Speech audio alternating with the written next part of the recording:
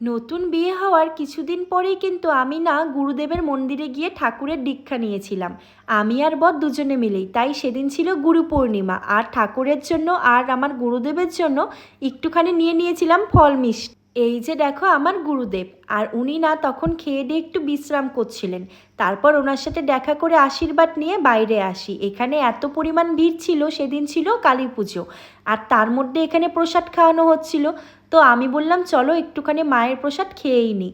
আর দেখো বসার ব্যবস্থাটা কতটা সুন্দর।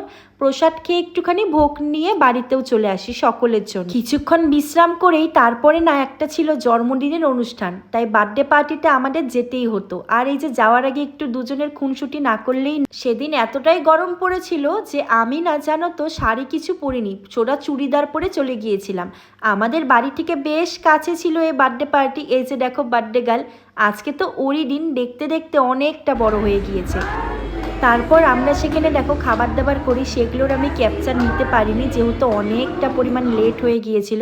তো খাবারে ছিল ফ্রাইড রাইস, নান, পনির আর চিকেন। তো তারপর আমরা বাড়ি চলে আসি। চলো টাটা।